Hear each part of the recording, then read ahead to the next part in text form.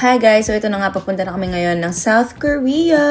Maraming salamat talaga Sebpak sa iyong pa-monthly seat sale. Nakakuha kami ng round-trip tickets to Incheon for only around 12,000 pesos. May baggage na yon, may seat selection pa. Thanks Sebpak, baka naman. O diba? Enjoy na enjoy ang mga utaw. Yes, 2 AM kasi itong flight namin kaya wala pa kaming tulog. After work kasi dumiretso na kami sa airport. Kaya ayun, pagoda ang lolo't lola mo. Yes, tayong mga trentahin talaga. Hindi na kaya ang energy na ito. But yes, super worth it naman. After mga 3 hours and 45 minutes, nandito na kami sa Seoul. Mala sa Incheon pala. Pagdating mo sa Korea, ito ang unang-unang bubungad sa'yo. Yes, welcome to Incheon Airport. Sobrang epic talaga na experience namin lagi dito sa Incheon Airport. Nakain pa yung ATM card ko sa machine, grabe. Pero buti na lang nahabol namin tong time na to ng RX going to Seoul Station. Nanabook ko nga pala to sa Agoda, guys. By the way, buy one take one sila hanggang ngayon. Plus, you can get up to 5% off pag ginamit yung promo code namin, UCLAIRAGODA. So, ayun na nga, pahirapan tayo sa luggages dito sa Seoul Metro. Kasi magte-train tayo ulit papunta sa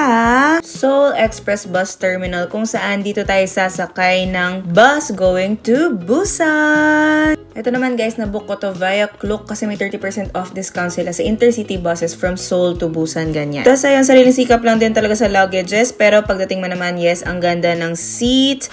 May entertainment system din pero di ko yan nagamit masyado. Tapos okay din yung legroom, ganyan, maluwag. Tapos may wireless charging din kaya lang medyo nalalaglag yung phone kapag gumagalaw yung bus. Tapos ito yung best part for me. Nare-recline kasi yung chair niya fully. Oh yes, hindi pa niya alam kung paano i-recline. Oh, ayan. Oh, diba? Sumakses din siya. Yes! Sleeping time! Yung travel time pala is mga 4 to 5 hours.